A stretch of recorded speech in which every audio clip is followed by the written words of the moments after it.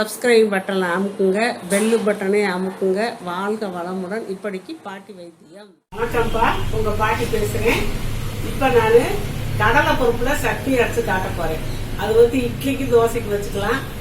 தண்ணியாக இருந்தால் இட்லி தோசைக்கு வச்சுக்கலாம். கெட்டியாக வச்சோம்னா நம்ம சாதத்துக்கு தயிர் சாதம், சாம்பார் சாதத்துக்கு தொட்டுக்கிற வச்சுக்கலாம். சூப்பராக இருக்கும். பாருங்கள், ஒரு 3 ஸ்பூன் கடலை பருப்பு வச்சுருக்கேன்ப்பா. தேங்காய் சில்லு கொஞ்சம் ஒரு 2 சில்லு அளவுக்கு எடுத்து வச்சிருக்கேன். ஒரு 6 காஞ்ச மிளகாய் எடுத்து வச்சிருக்கேன். சின்ன சின்ன பல்லு பூண்டா இருக்கிறதுனால ஒரு 10 வரைக்கும் எடுத்து வச்சிருக்கேன். புளி வந்து நம்ம கரெக்டா சொல்லணும்னா, மாவு புளிச்ச மாவா இருந்தா கொஞ்சம் புளி வச்சா கூட போதும். புளிக்காத மாவா இருந்தா இதை விட அதிகமா வைக்கலாம். இது நார்மலா எங்க வீட்டுல புளிச்சிருக்குது, அதனால இந்த அளவுக்கு நான் புளி எடுத்துக்கிட்டேன்ப்பா. ஒரு சின்ன நெல்லிக்காய் அளவுக்கு,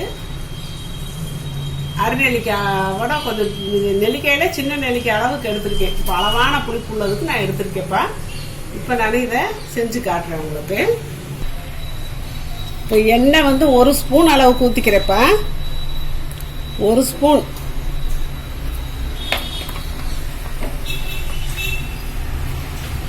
இப்போ இந்த புளியை போட்டுறேன்ப்பா. புளியை நம்ம வறுத்து எடுத்துக்கலாம்.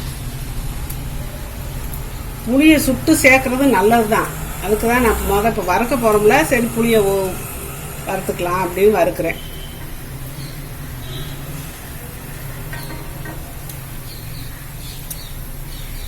புளியை வறுத்தாச்சு.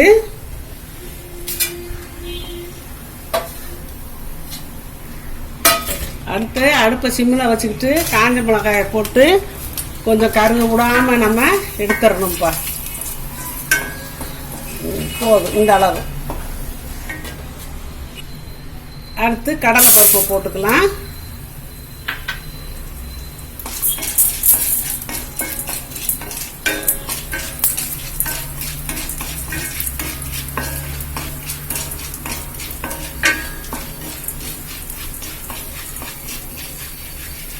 எண்ணெயில பொரிஞ்சாதான் நல்லா இருக்கும். மிச்சத்தை நம்ம தாளிக்கும் போது நம்ம வச்சுக்கலாம். அந்த எண்ணெய் அதுக்காக தான் நான் கொஞ்சம் எண்ணெய் ஊற்றி வறுத்தா அது ஒரு பக்கம் கருகி ஒரு மாதிரி இருக்கும். எண்ணெயில் பொரிஞ்சு செஞ்சால் நல்லா வாசமாக இருக்கும், நல்லா இருக்கும். அதுக்காக தான் நான் எண்ணெய் கொஞ்சம் கூடவே இருக்கு. 1 ஸ்பூன் தான், அதே நம்மளுக்கு அவ்வளோ தாராளமாக இருக்கு.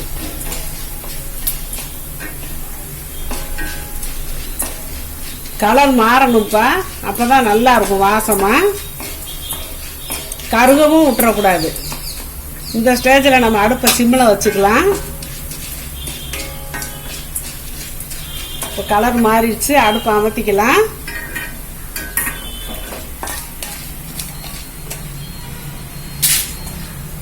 இப்போ பருப்பெல்லாம் நம்ம வடித்து எடுக்கிறோம். எண்ணெய் இருந்தால் இருக்கட்டும், நம்ம தாளிக்கும் போது அதை பார்த்து தாளிச்சுக்கலாம். ஏன்னா எண்ணெயில் பொரியணும் கடலை பருப்பு, அதுக்காக தான்.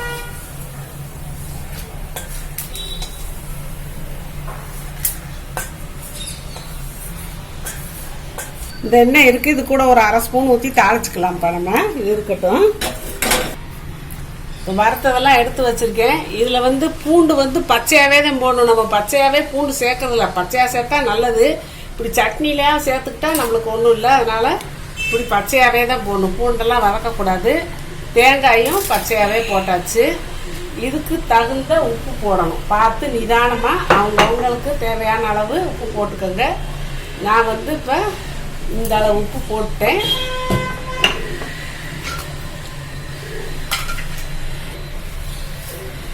இந்த மிளகாயை கூட கிள்ளிடலாம், 2 உடச்சிக்கலாம். ஏன்னா மிக்சியில் சிக்கிக்கிறோம். அந்த மிளகா வறுத்தது, எண்ணெயில் வறுத்தது கம்மன்னு வாசம்ப்பா. அந்த கடலைப்பருப்பு வறுத்த வாசம், சட்னி அப்படியே வாசமாக இருக்கும். நம்ம வந்து எதையுமே மாற்றி மாற்றி தான் செய்யணும். ஒரே தேங்காய் சட்னி, ஒரே சாம்பார், எப்போ பார்த்தாலும் தக்காளி சட்னி, இப்படின்னா போர் அடிக்கும். நம்ம மாற்றி மாற்றி செஞ்சோம்னா வீட்டில் இருக்கவங்க பிரியமாக சாப்பிடுவாங்க. நான் சொல்லியிருக்கேன்லப்பா, சேஞ்சு தான் டேஸ்ட்டுன்னு சொல்லி. அப்படி சேஞ்ச் பண்ணி சமையல் பண்ணணும்.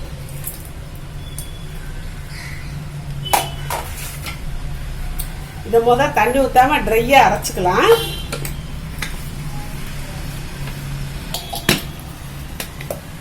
இப்போ ட்ரையாக அரைச்சிருக்கேப்பா. இதுக்கு தேவையான அளவு தண்ணி ஊற்றி, குடிக்கிற தண்ணி தான் ஊற்றணும்.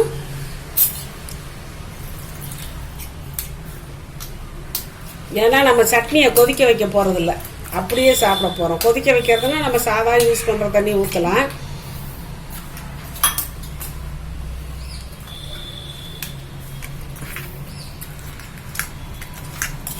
வாசம் இப்பயே அவ்வளோ வாசமாக இருக்குப்பா.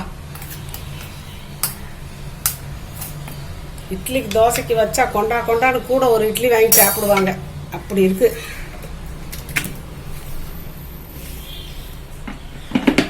இப்போ அரைச்சிக்கலாம் தண்ணியை ஊற்றி. இப்போ இப்படி கெட்டியாக இருக்குப்பா. இப்படியே தாளித்து வச்சோம்னா நம்ம சாப்பாட்டுக்கு, ரசம் சாதம், தயிர் சாதம், சாம்பார் சாதத்துக்கு தொட்டுக்கிற வச்சுக்கலாம். இப்போ நான் இட்லி தோசைக்கு தான் அரைக்க போகிறேன்.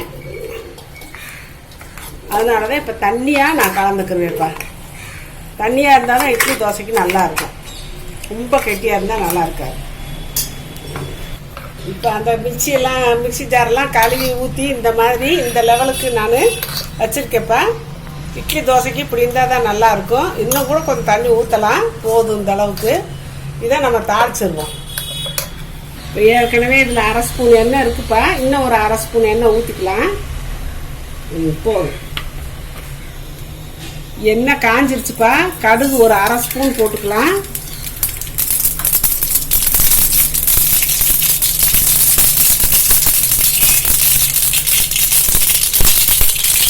உளுந்து ஒரு டீஸ்பூன் அளவுக்கு போட்டுக்கலாம். உளுந்து நல்லா நிறையா இருந்தால் கடுக்கு முடுக்கு நல்லா இருக்கும் சாப்பிட்றப்ப. கொஞ்சம் இதில் பெருங்காயம் ஒரு 1/4 டீஸ்பூன் அளவுக்கு போட்டுக்கலாம். ஏன்னா கடலை பருப்பு வாயுப்பா. நம்ம பெருங்காயம் பூண்டெல்லாம் சேர்த்தா வாசமாக இருக்கும், நல்லதும் கூட.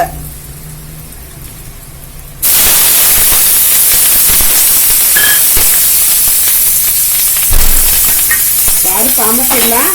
இந்த சூட்லேயும் கருவேப்பிலையெல்லாம் இதாயிடும், பொரிஞ்சிடும். போதுப்பா. இப்போ நம்ம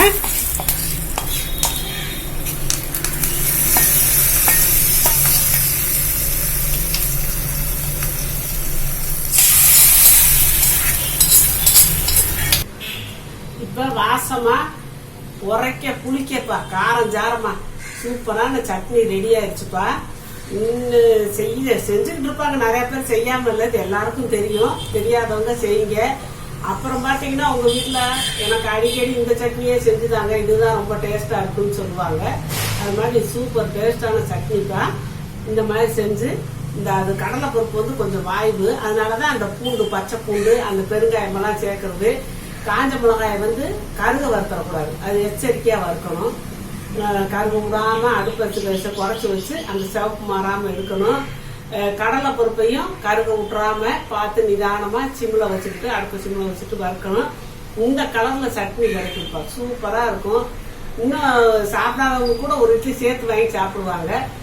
நம்மளுக்கு உரைக்க பிடிக்க நம்ம செஞ்சுக்கிட்டோம்னு வச்சுக்கோங்க. குழந்தைய உசுறு காரம்னா கொஞ்சம் நல்லெண்ணெய் ஊற்றி அது பழக்கி தரலாம். நல்லெண்ணெய் நல்லது தான். நம்ம பெரியவங்க கொஞ்சம் சுருக்குன்னு சாப்பிடுவோம். குழந்தைய சாப்பிடுன்னு கேட்பாங்க. அவங்களுக்கு கொஞ்சம் நல்லெண்ணெய் ஊற்றி பழக்கி தந்துக்கலாம்ப்பா. சூப்பர் சட்னி பாரு, வாழ்க வளமுடன். இப்போ நிறைய பேர்ப்பா அவங்க கொஸ்டினுக்கு ஆன்சர் சொல்கிறோம்லன்னு கேட்குறாங்க. சொல்லிக்கிட்டு தான் இருக்கேன். நான் அதுக்குன்னு சொல்லி பார்வையாளர்கள் கேள்வி பதில் நான் போட்டிருக்கேன். அதை பார்த்துக்கங்கப்பா. அதை பார்த்தீங்கன்னா உங்களுக்கு தெரியும். நான் வரிசையாக கேள்வி பதில் போட்டுக்கிட்டே இருக்கேன். அதில் போட்டு பார்த்தீங்கன்னா நீங்கள் கேட்ட கேள்விக்கெல்லாம் நான் பதில் சொல்லிடுறேன்ப்பா. அதை கட்டாயம் நீங்கள் பார்த்து தெரிஞ்சுக்கோங்க. சப்ஸ்கிரைப் பட்டனை அமுக்குங்க, பெல்லு பட்டனை அமுக்குங்க. வாழ்க வளமுடன். இப்படிக்கு பாட்டி வைத்தியம்.